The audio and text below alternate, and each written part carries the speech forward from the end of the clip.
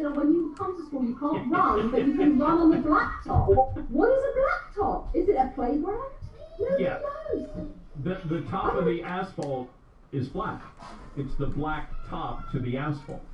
I love America. You know, you guys are so specific with the way you describe words. You know, like, you go into a house and there's a rug on the floor, you guys call it an area rug. Like it's for an area. And then you don't horse ride, you horseback ride, because you're literally on the back of it. It's amazing. When you make a cup of tea, you make...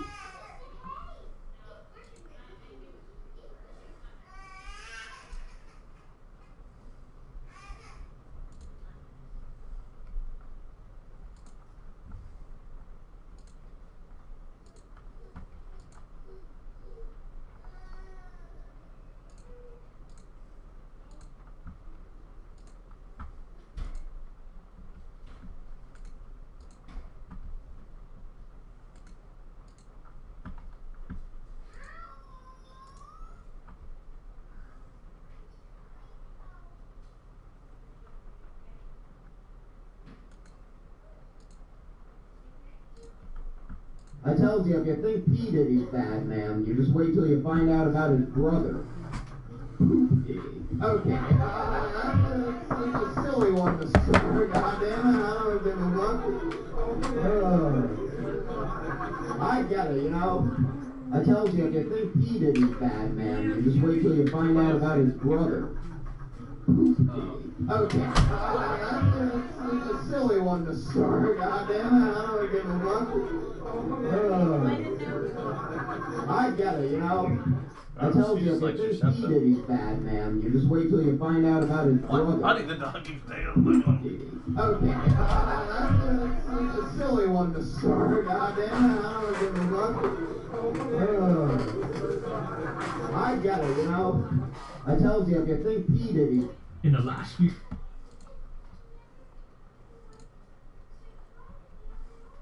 And why, in my opinion, it's a bit of a steal. So the first thing to say is that he's probably been brought in to replace Romero. But why did it have to be Van Hecker? There is a reason. Now, obviously, Van Hecker and De Zerbi worked together at Brighton, but that's not just it. Watch Van Hecker here. He drops back to become the deepest Brighton player, giving himself an extra half a second before he gets pressed, before then looking to play a direct vertical pass into the forward line. But I also really love that he operates on the front foot quite frequently, receiving here before carrying the ball deep into Man United's half. But the interesting thing here is that this eliminates the need for Brighton players to come short to progress the ball, allowing them to severely overload the Man United back line. He then looks to play the forward pass again, forcing Man United back into their own box, which generates a shooting chance for Brighton. So what's the common theme here, people? You spot it? Well, they all possess the ability not only to carry the ball, but also to progress it through passing. So let's have a look at how this would work on the pitch. Now, I don't like arguments, you know, Jimbo. I'm a lover, not a fighter. But for argument's sake, let's say that all of them start. It would initially look like this. From there, you'd expect the centre-backs to split and the full-backs to subsequently move higher up the pitch. And from there, probably asked to carry the ball if the opponents aren't pressing them. And if this isn't possible, through the middle, expect the ball to be moved out wide for the full-backs to then take it into the opponent's half. And once you're there, the onus is going to be placed on the midfield, of course, and their tasks. While Spurs are shopping for players this summer, I've been doing a spot of online shopping myself, ready for the holiday.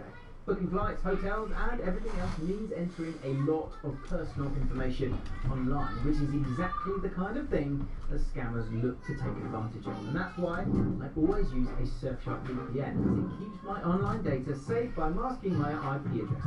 Just like Spurs in the transfer market, I want to ensure fair prices when I'm shopping online. And Surfshark's ad blocker protects me from targeted ads, while the VPN secures my data and protects me from price discrimination. And while I've been out and about watching World Cup games connecting to the public Wi-Fi, My Surfshark VPN has encrypted all of the data between my device and the internet, making sure my data is much safer. Surfshark lets you change your virtual location with over 4,500 servers in 140 locations. So wherever you are in the world, you can access content which would otherwise be blocked. And you can use your Surfshark VPN on unlimited devices. So go to www.surfshark.com/allcot or use the code ALLCOT at checkout to get 4 extra months of Surfshark VPN. The link is in the description. Surfshark offers a 30-day money-back guarantee, so there's no risk in trying it out. So why not try it out? Now, Tottenham have brought in 2 midfielders so far in this transfer window for a combined total of £176 million in Sandro Tonali and Matheus Fernandes. And this is going to shake up the Tottenham midfield massively compared to how it looked last season. And of course, De Zerbi wasn't there all of last season, but this is how it looked toward the end of last season. Within the system, Palhinha and Bentancur tended to both drop back into the double pivot to make up for each other's weaknesses. And with Conor Gallagher also dropping back too, it left the midfield quite flat with not really much vertical play through the middle, meaning that when the ball was played into midfield, it did prove difficult. Although they were able to retain possession, it proved difficult for Spurs to progress it forward. And eventually, they ended up passing it backwards a lot of the time.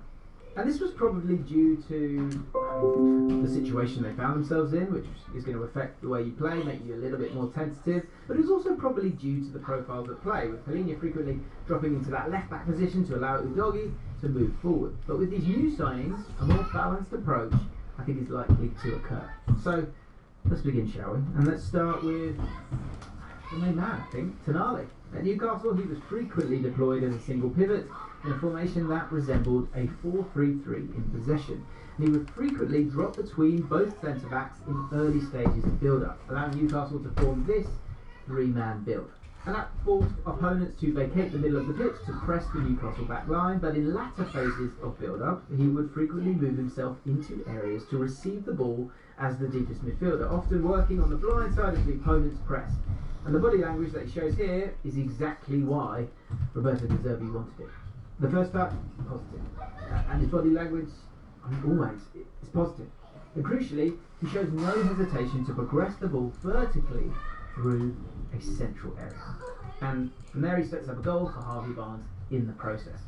And that is an incredibly useful profile when playing against teams like Man City, who use a high line. But he can also do it against low blocks, receiving the ball here with the entire West Ham team behind the ball and spaces incredibly tight. But despite this, he's still able to play that penetrative pass through the lines and destabilise West Ham's block through one pass.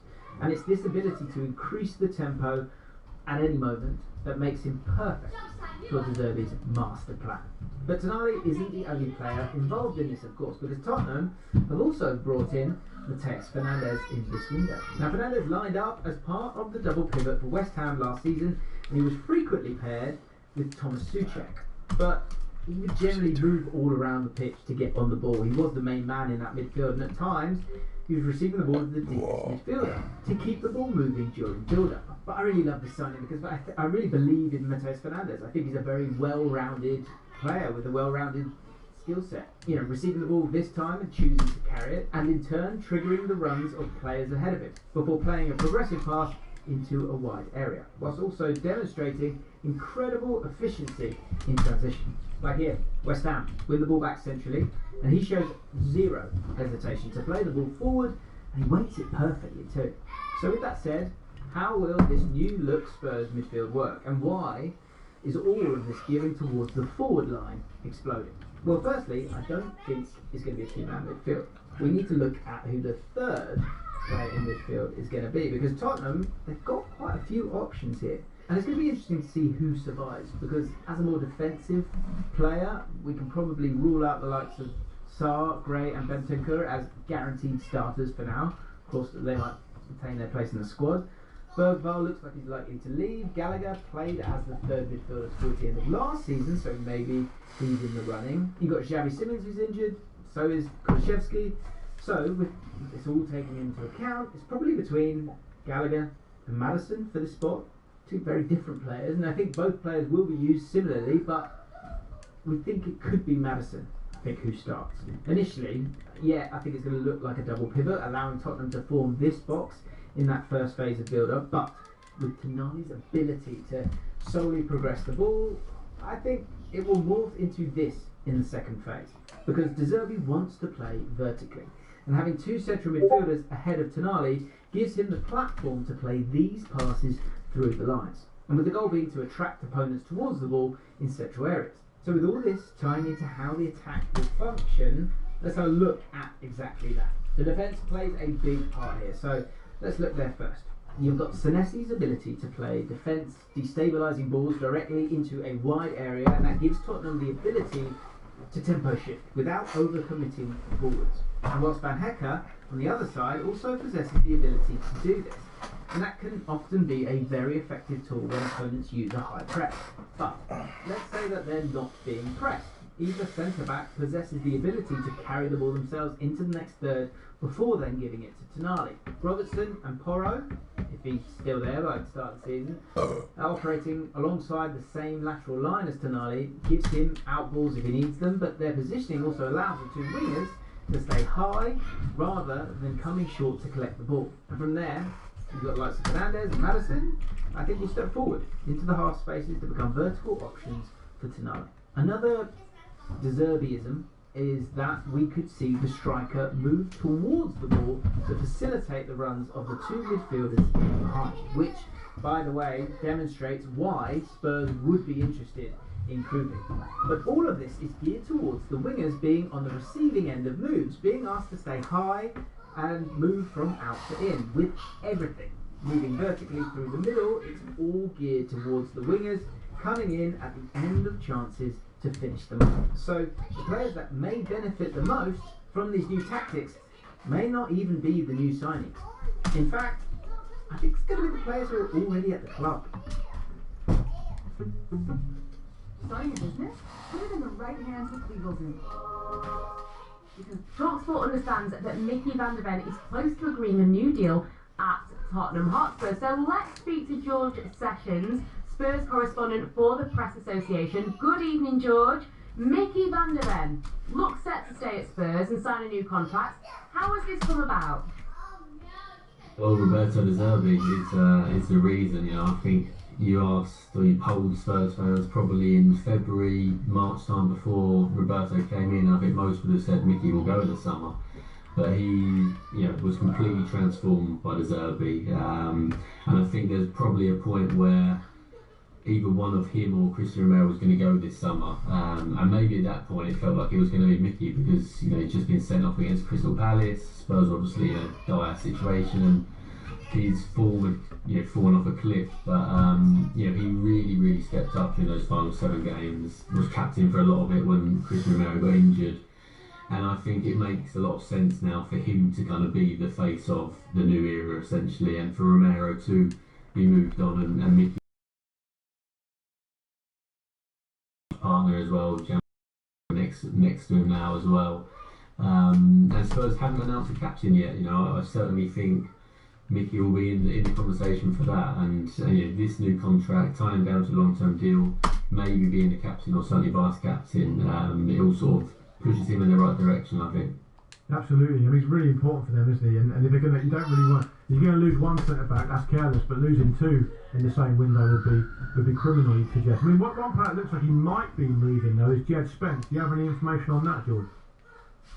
Yeah, Jed's a funny one.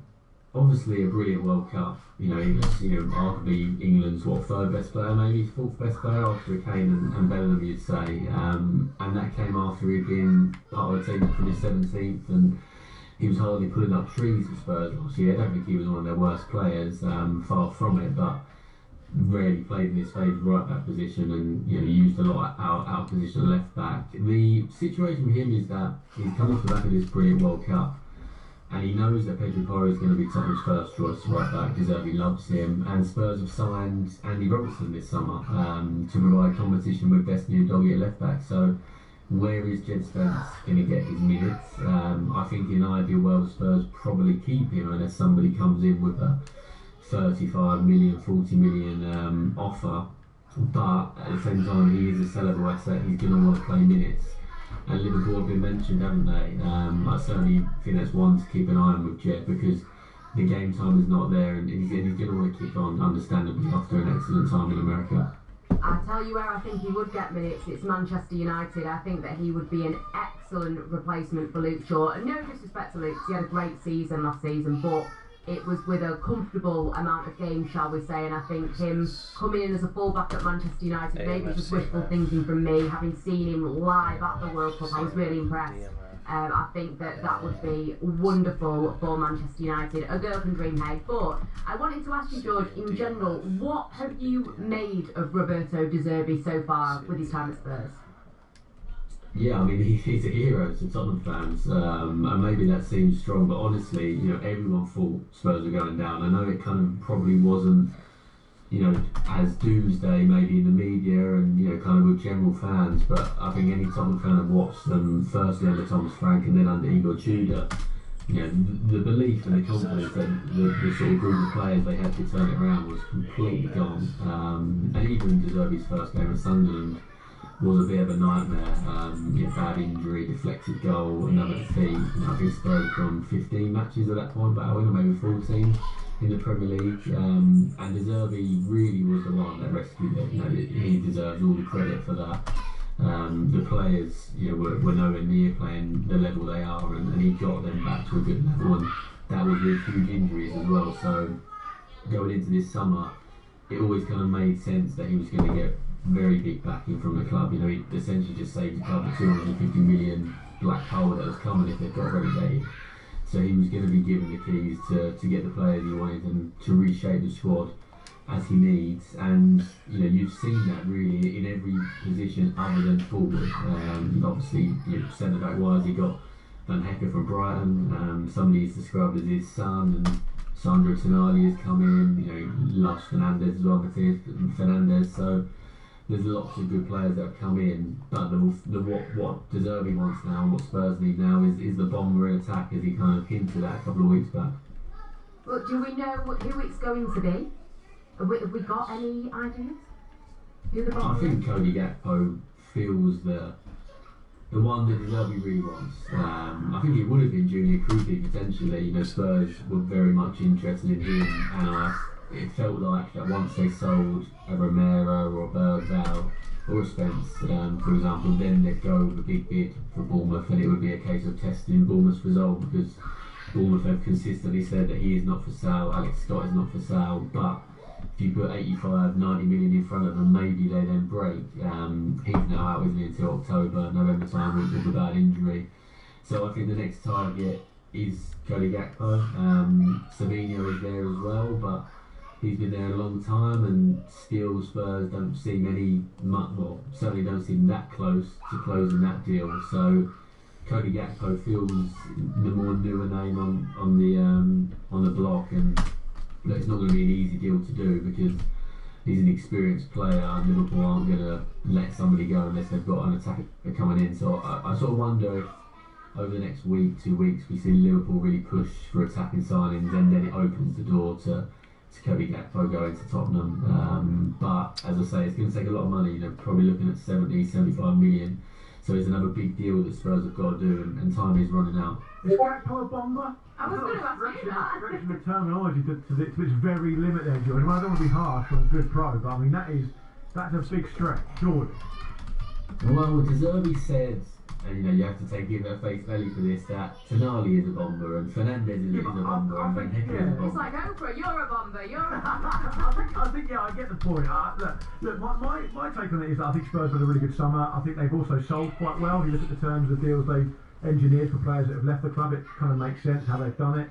They've had no choice but to back De Zerbi, as you alluded to there, George, because essentially his leverage when it comes to taking the job was so strong that he could basically walk into town and do whatever he wanted.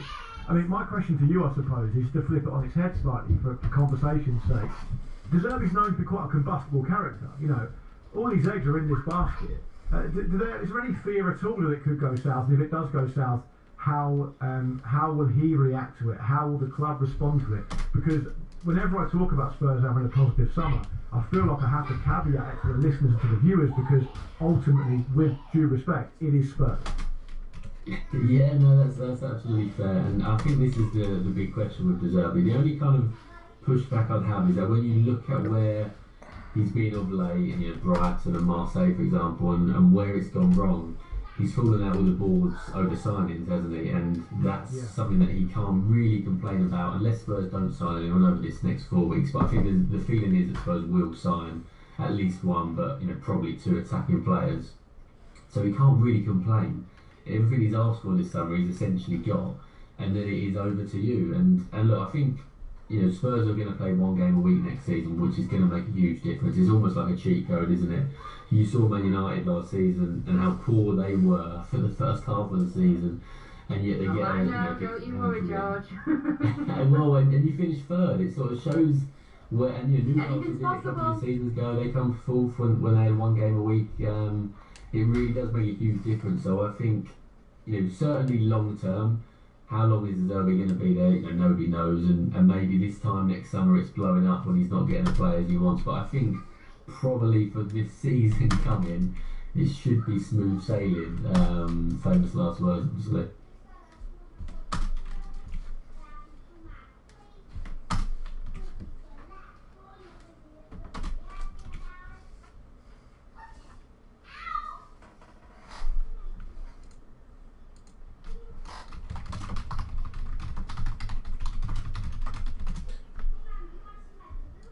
Brought to you by Apple Card. Apple Card lets you earn daily cash back on every purchase every day. Apply in the Wallet app on iPhone today. Subject to credit approval. Apple Card is issued by Goldman Sachs Bank USA, Salt Lake City branch. Terms and more at applecard.com. Yeah, Roberto De Zerbi's in the seat, first full season in charge at Spurs, and he's been speaking to our friends at the Times in a wide-ranging, fascinating interview. Of course, he saved them from the brink of relegation last season. It looked like the writing was on the wall. But in this interview, De Zerbi has spoken about giving his players the freedom to express themselves. Just want to read a couple of quotes here. He says, "I don't love rules, I like creative players. I don't want to set any rules. Just a couple, 2 or 3 at most. I'm not a policeman, not even with my children." He says, "We have to push every day. We have to deserve to stay here, or to play football, or to earn the money we're earning. Otherwise, it's not normal. Respect," he says, "is normal. Coach, good morning, hello, you have respect. If I believe in you, it's much better. If I love you, between players, the coach, you become unbelievable." There's something about De Zerbi. There is.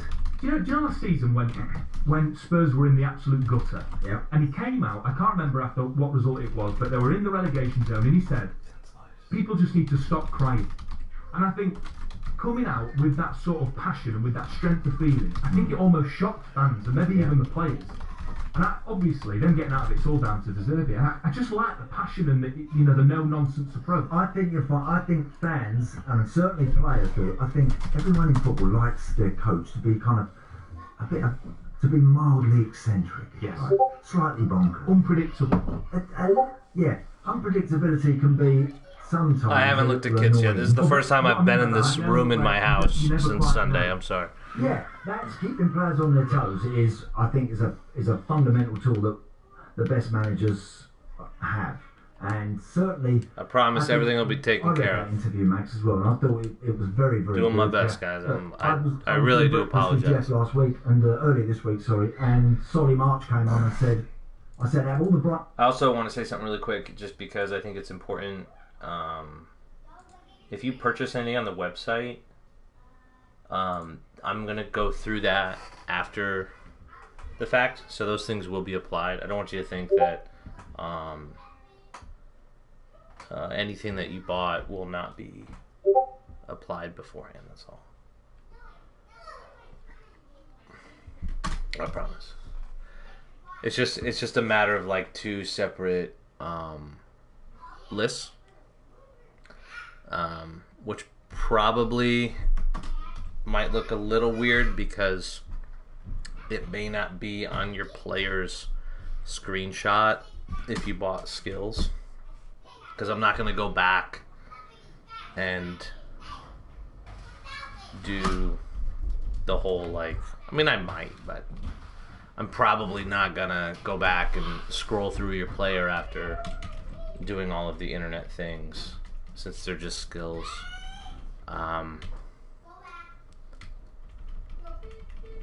But yeah, I promise anybody, and same thing with the scans. Same thing, guys. Don't worry about it. What's another team that's quick here?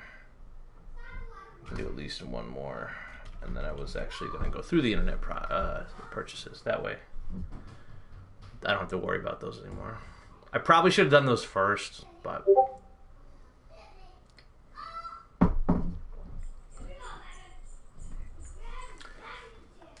No, kits are good. Don't worry about it. Everybody that worked with the kits is fine. There's nothing more at this point. Don't worry about it. Right managers you've had.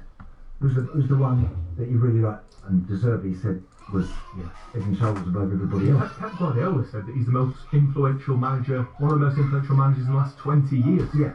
So now he's got to go and make it happen. When Jose Mourinho arrived on these shores, he was already a Champions League winner from his time at Porto, but he fronted it up and he's kind of called everyone out, didn't he? Telling everyone how brilliant he was, the special one and all that stuff, and then backed it up and went and done, and as you know, is one of the greatest coaches of all time. He is, and so now for Roberto De Zerbi, highly rated, clearly excites everybody. I'm sure all the Spurs fans are really anxious to see this new look De Zerbi team get underway, get up and running, and be a bit of a force again in the top 6, top 7 of the Premier League. Because I think anything outside that, with the money they've spent, I don't think it's going to represent anything worthwhile. I think that's where they have to be. But there's something about this guy, Max, you are right, that makes you feel that you want to go along for the ride with him, definitely. He says there that he doesn't have many rules. And in an era where football seems quite regimented, where players, you know, we talk about the loss of mavericks in the game and players all having a specific role and they have to be in a certain place depending on where the ball is, etc. Do you think the Spurs squad and the Spurs players will appreciate having that little bit of freedom because he loves creative players? Well, he loves creative players. There are negotiables, non-negotiables. There are certain things you can do, you can't do, and he'll lay those down pretty quickly, I'm sure. I mean, they'll have all of those on board by now. No question. What you want is at the top of the field, you want the Spurs players to feel like they can be inventive, creative, that they can excite fans, that they have the freedom to go and do what they do well and do naturally. So that's what you want at the top of the field. What you want at the back is an organised, a team that looks mean and difficult to break down and to get beyond, and that doesn't give away cheap goals. And that's what Spurs have done over the last couple of years. Every time I've seen something that you think, that looks better, all of a sudden soft goals going in left, right and centre. So you can't have that. If you want to be a team of any renown, or any note, you cannot possibly keep conceding poor goals. But again, like you, read that article, I'm sure that everybody's very anxious and very keen to see exactly what Spurs turn up. I like a lot of the signings. You? Yeah, of course I do. Yeah. I mean, Sandro Tonali is a top player. I don't think he's worth £100+ million, but that's the market these days. And the fact that Spurs, this is what I think he's done. He's not just changed maybe the mentality in the playing group and maybe amongst the fans, but at a board level. Because he's essentially come to a football club where the board have got the tails between their legs. Yeah. And finally, the fact that Spurs are overspending, I think, is probably refreshing for Spurs fans who've had this amazing stadium, all this revenue generated, and they've never really gone for it in the market. And I think that's all down to De Zerbi because he's demanding. Yeah, if they've had to spend big. With where they've been for the last couple of years and got away with it, I think. Listen, it was pretty simple, straightforward message, I'm sure, from De Zerbi when he took the job, and at the end of the season just gone, he would have said, "Listen, this can't happen anymore. We're going to have to pay." We're going to have to do it early, do our business quickly, and we're going to have to make sure that we get the boys in that we want to. And they brought in some good players. I mean, look, Jean-Paul Van Hecke, he knows very well from the Brighton days. Matthias Fernandes, listen, again, was one of the always one of their better players. And I really like Tonali. I think he's got all the assets you need nowadays to.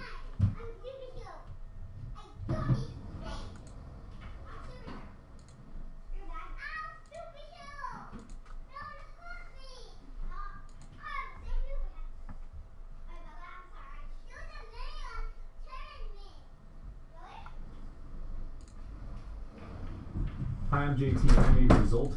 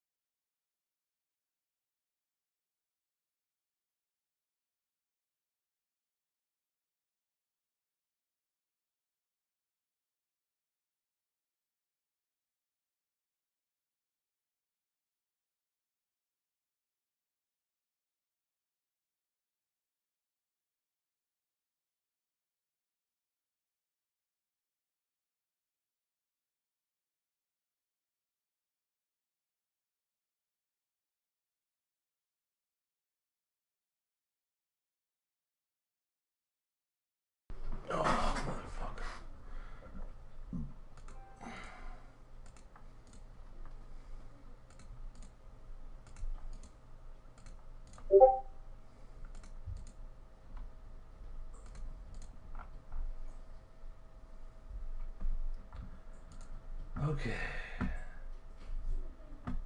Second player for Rodriguez. Of the Mox. Dude, that thing was scary. I was like, is this thing working? You still haven't taken Utah, home of the... Ask where you heard about them. Please support our show and tell them we sent you. This is a one-word name your next bucket pool, everyone. Those are always interesting. Our first one-word name of the night. Make some noise for Dickie, everybody. It's Dickie.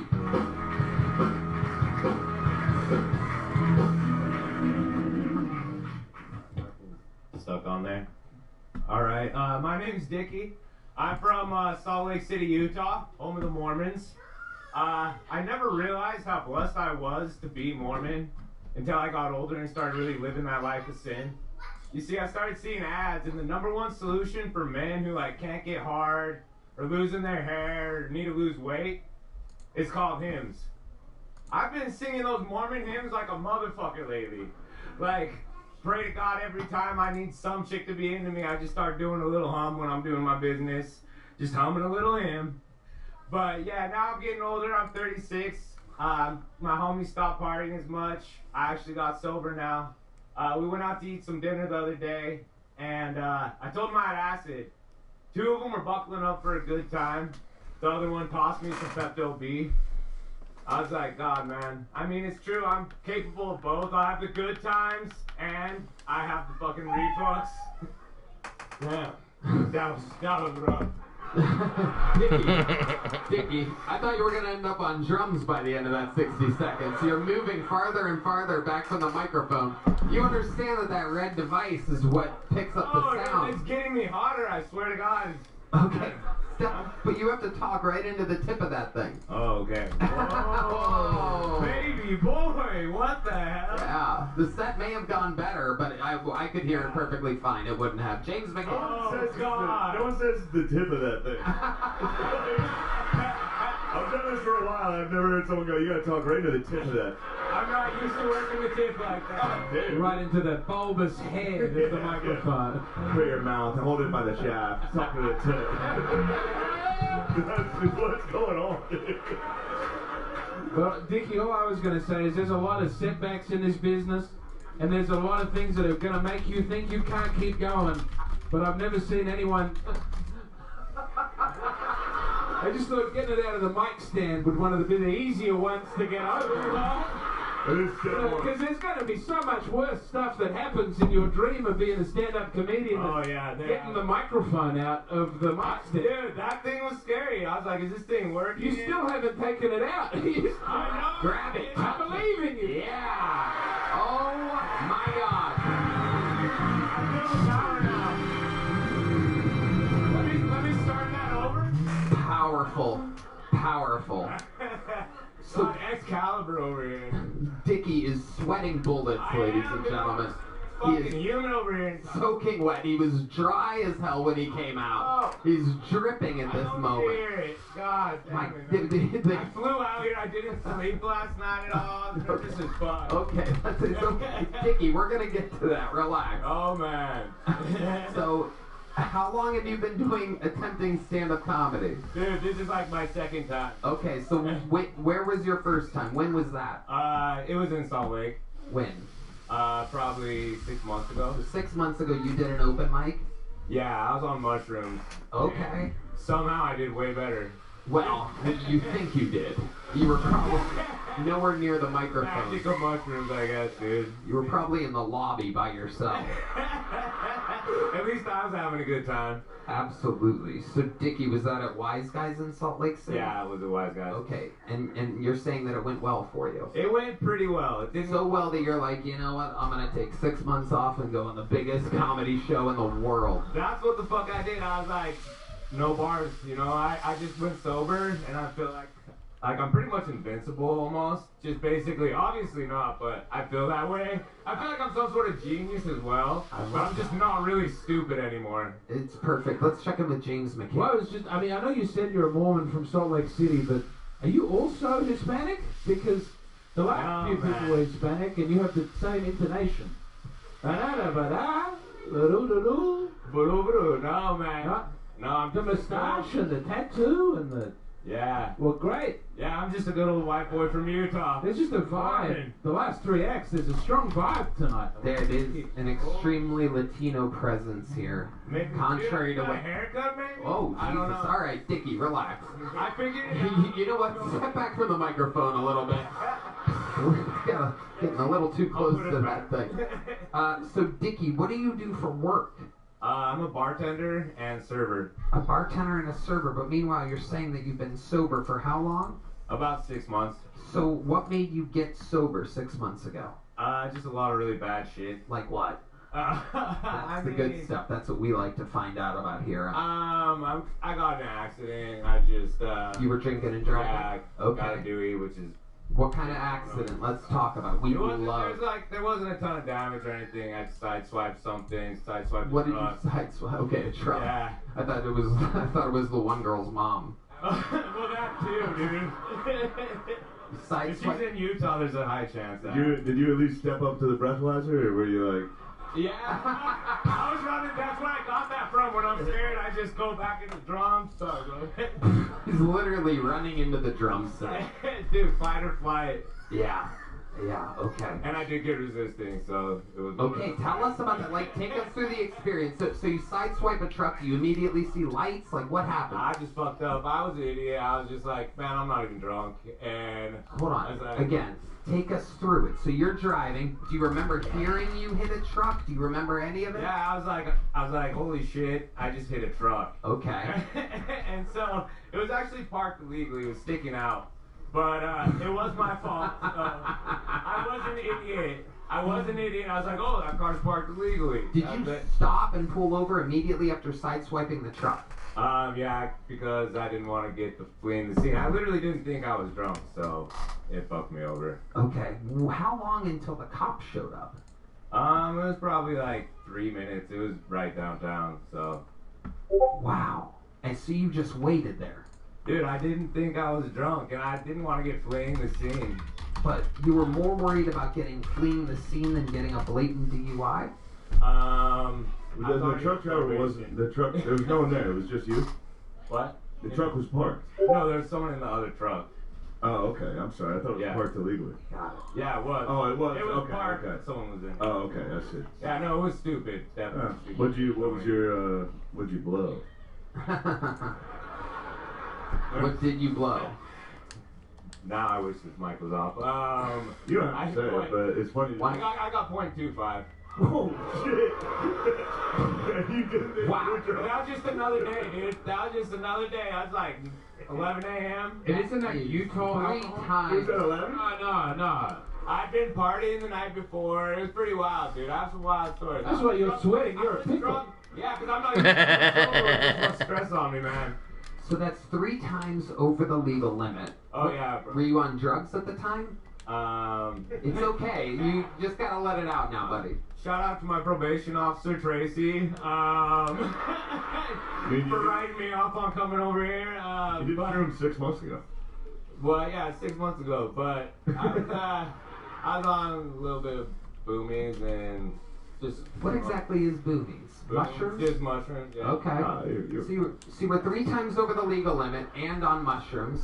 So and I nailed the test, dude. I swear to God. If you see the footage, I nailed the test. That's so much worse than if you didn't. If you were at .25 and you were getting you're slamming that test. That's so scary. I know, that's why I stopped drinking. What do you have to get to be drunk? You gotta be just one. That was so. I've been checked into the hospital at like 0.4 or something. Yeah, so that's when I was like, and that's not even when I stopped drinking. I just stopped drinking like 6 months ago after I got out of jail last time. I was like, man, fuck this shit. So tell us about the resisting arrest that you got on this charge. They just can't handle little shit, dude. Like what? Man, they fucked up my day. I'm gonna fuck up theirs, you know? Okay, you're saying everything except answers to the question right now. Oh, you didn't flee the scene? No, I'm fighting. I'm staying. I'm not gonna flee, but I'm gonna stone cold stun this fucking police officer. They didn't want none, dude. I was just chilling. I was just like kind of telling them to take off their fucking body cams and shit, trying to go head up, you know? Like they were. You were gonna fight the police. I would love to, but I can't. Officers after this dude backstage. He's ready for me, man. Get stunned before I go back there. You are a wild boy. Yeah, dude, I'm chilling now, though. I'm sober. I'm not trying to go back to jail no more. Was this comedy set that you did, was that before or after that open mic at the... The comedy set? Yeah. That was the open mic. That's all I've done that one time. No, I'm asking if the charge that you got was before or after you started comedy. After. Okay. Yeah. Okay. I'd have told you before that. Whatever. That out of it. Wait, what? There's another one? No, it's good. Tell us about that. It's very compelling. You're doing... It's very likable. You're very likable. Yeah, you have the... You sound good. No, it's great. You have the best interview of the show so far, right, everybody? Thank you, guys. The honesty is bleeding through. I know, like, I'm just, like, ashamed of all my Mormon family. It's great. You've turned your life around. Don't come home. No, it's great. It's no, great. I've turned my life around, yeah. It's good. Okay. So what was the other charge? What else have you been arrested for? I have a couple. Like, it's just, what do we want to talk? I have another DUI. I got, like, raided when I was, like, a while ago. You got raided? Yeah. Oh, fuck yes. What did you get raided for? Just having fun, dude. Just living life, man. This guy is unbelievable. You have like your own thing. I don't know if I don't even think you know how funny you accidentally are. I own Salt Lake and they just like, man, we have to arrest them again. They don't like doing it. You know, like, I bring the good times to Salt Lake. Oh my god. This guy's a fucking machine. So what were they raiding you for? Well, that was, okay, this is a story. Dude. Okay. Here we go. I got a restraining order against this crazy chick. Uh-huh. Because she kept showing up to my house. Yeah. So she went so crazy that she reported me to the DEA. Oh, shit. Yeah. For what? Growing mushrooms? G and a G, dude. They just... No, there's no G in DEA. No. That was it. She's like, this guy's Steve is off the charts. He's got to be on something. That's all it was. So they raided you, and what did they find? For me? They found that you were a G? No, that's when I found out, dude. I had to find the hard way. But, no, dude, they hit me with some, like, weapons charges. What kind of weapons? Hold on. This guy is guilty as fuck. Dude, I did my shit, you know, I took care of it, man. I'm out here reformed. Yeah. What kind of weapons did you... Tracy. Oh, I'm shit. reformed. Oh, my God. Oh, Tracy's the probation officer. Yeah. Okay. So what weapons did you have? Just, like, normal weapons. Like, what's a... So, like, me personally, I had a couple roommates at the time. I had, like, a shotgun and 3 pistols. 3 pistols. Yeah. Just in case you have to shoot people with both hands and your feet. You just shoot shit for fun, man. Like, right. It depends on, like, someone really fucks with you. It's like, what? You know, just... Right. Might get a little AR action, you never know. Absolutely. Fucking wild out there, man. You are so wild. I spent so much time with you on the interview. It's crazy, but and I by the way, I don't want to move on. I have like 1,000 more questions, but I literally have to for the sake of the format of the show. But I feel like we are just cracking the surface of your wild ass. So sign up again sometime and we'll ask you more questions. There he goes, everybody. That's Dickie, everyone. Thank you, guys.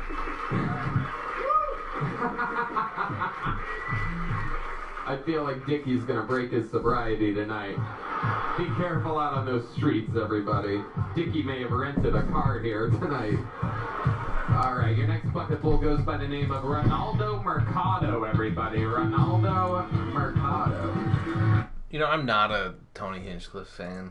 I don't think his stand-up is very good. I don't mind his roasting, but the stand-up's not great.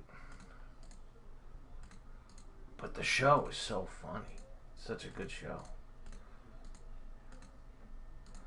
Oh my god, we got so many orders here. Holy fuck. Site can't be reached. Oh, that's not good. Alright, we're gonna finish up these online orders. What's up? My name is Ronaldo. Good to see you guys. I'm a Mexican guy. I'm a half. My mom is white. My dad is missing. I was like raised by a single mom. My mom had to raise me herself, so she had to be like a single mom. She had to do both things at the same time, you know. My mom had to fill my dad's shoes, which is hard, you know. Because my mom had to be a mom and a Mexican dad. Do you know how hard that is? My mom had to take me to baseball practice, and then she had to mow the outfield afterwards, okay? I'm serious. My mom had to put a roof over my head, literally. She built it. She shingled it, okay? My mom had to build a table so she could get paid underneath it, okay? Oh, that's so funny. Alright? And I think if it was like that for me growing up, that means it's like that for other kids who also have mixed-race parents but only have one parent in the house, right? So that means that somewhere out there, there is a black mom who has to be a white dad. And every day she has to go up to her kid and go, hey, you ready, Freddy?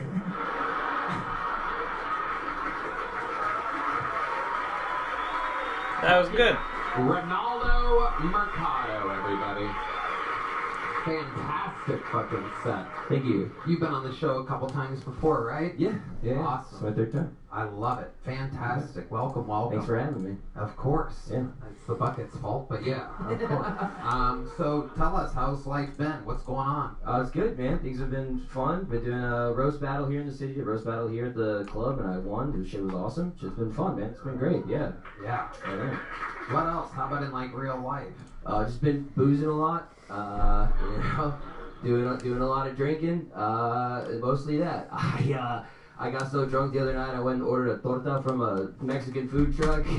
And then I was walking down the street and I was trying to find where my Waymo was, but I was looking at my phone with my torta in this hand, and then I tripped and I hit the curb and I smacked my knee and I fell really hard.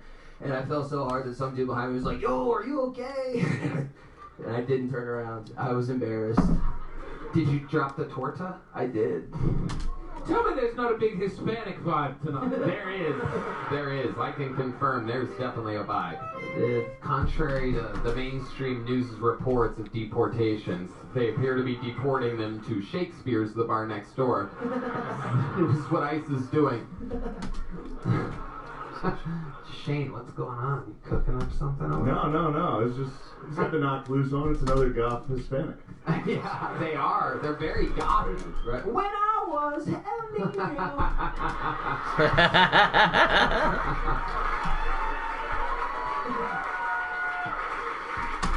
Hey, sometimes the vato just gets sad and shit. Well, it's different for Mexican emo guys. Because you guys, right? You white emos like Shane. Shane's a white emo. He likes corn, right? You listen to corn, but we listen to elote. That's good. How do you say counting worms in Spanish? I'm no sabo. I don't know how to speak that shit. I'm from St. Louis. I'm from the Midwest. I've built nothing in my life. Santa Luis. The pinche azules, way. Ronaldo fan. What do you do for work, Ronaldo? I used to work at a Home Depot. Wow. That is true, but now I'm a door guy at the Sunset Strip. I work over there. Whoa! Look at that. Red Band had that sound effect ready. Sunset Strip's a real party down there. I love it. Well, Ronaldo, you did fantastic. I'd love to have you on the Secret Show Thursday. Absolutely. Let's do it. Here you go, Ronaldo. Boom. Ronaldo Mercado, everybody. We have a regular, ladies and gentlemen, who is awesome. He writes and performs a brand new minute every single week. You know him, you love him. He was once the Dark Storm of Atlanta. He's now the Dark Storm of Austin. Make some noise for the great Dedrick Flynn, everybody. Hell yeah. Oh man, it's summertime. I love summertime because my white friends show back up. They go into hiding when it's winter time, and I miss flexing how good my white friends is, like on the internet. Like all of my black friends and family, they hit me up after I post a story of me on another jet ski that I didn't just pay for. And they're like, hey, share your white friends with us. And I'm like, no, nigga, y'all don't know how to act. Y'all don't know how to act at all. Like, I got better white friends than white people. Like, what did you do last weekend? I was at WrestleMania. I was at WrestleMania because my white friends took me. It was a great time. And so I finally decided to take my brother out to a sandbar party. The sandbar is this thing that happened in the ocean, and like a piece of land come up, and then you take a boat over there, and then you get to claim the land, right? So I'm really giving my brother his 40 acres and a mule.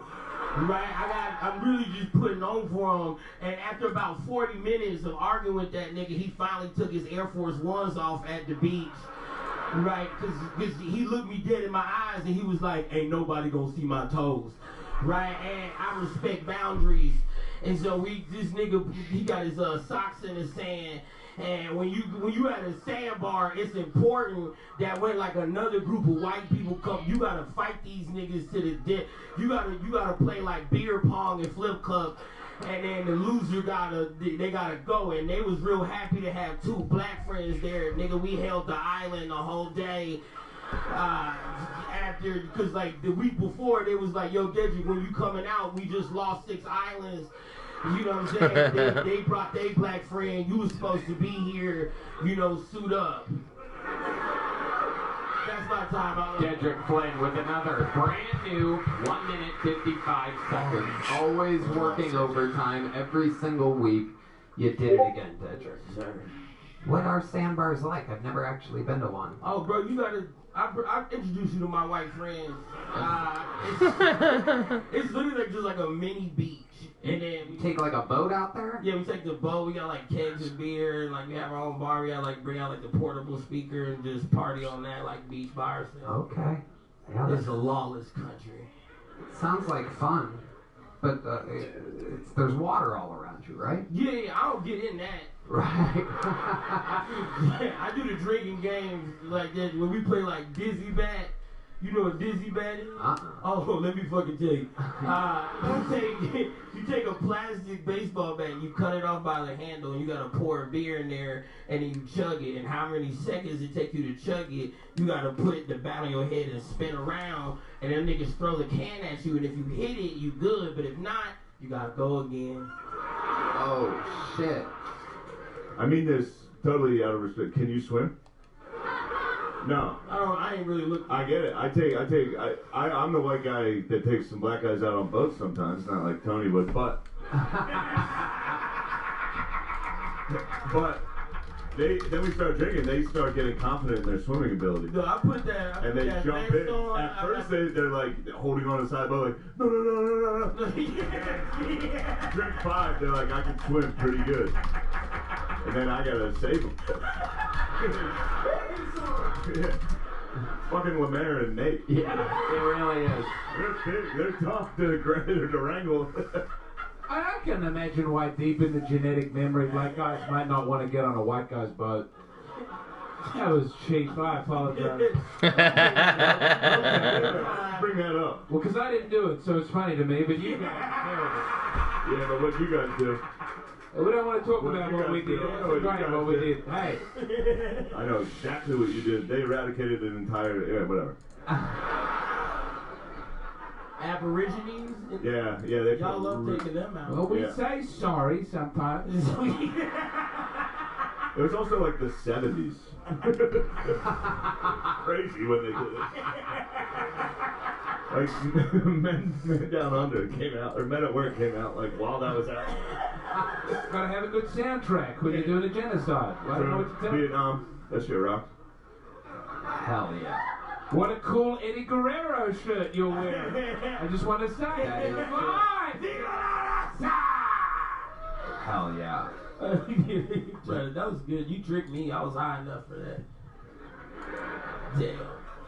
Dedrick, you did it again. Another fantastic 2 minutes. We love you, Dedrick. It goes on and on. Later, buddy. Your next bucket pull, everybody, goes by the name of... Oh, how about one more time for Heidi, everyone? There's the lovely Heidi.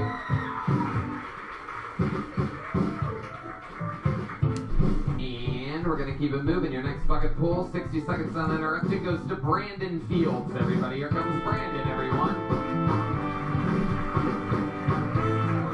Oh, my God. I am high as alien pussy right now. Don't smoke weed before you do this. I'm telling you, it's not a good thing. Anyway, my name is Brandon. Yeah, I'm a black guy with a white name. So, I mean, believe it or not, I get judged more by what kind of phone I have more than being black these days.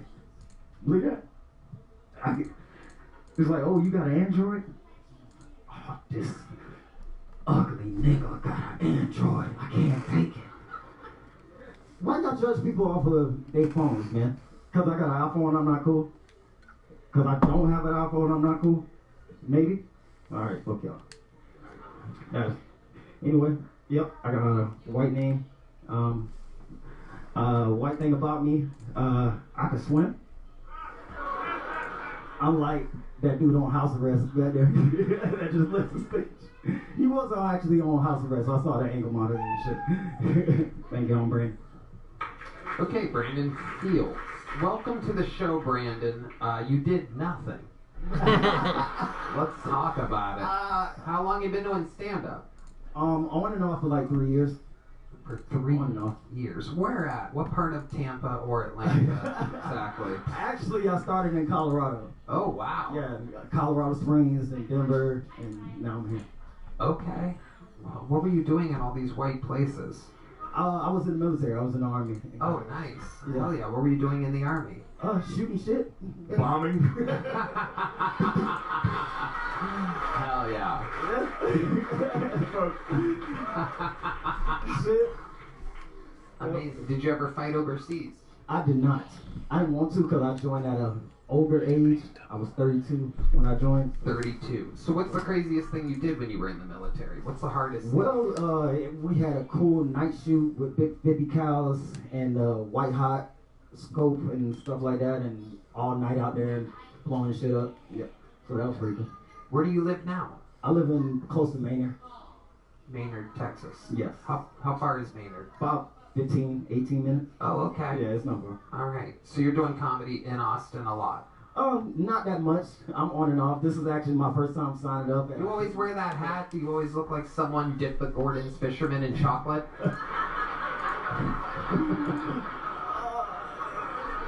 Is that hat your thing? Are you attached to the hat? I mean, I'm trying to get used to it, but I have a big forehead, so... Can we see it? Do you mind showing it to us?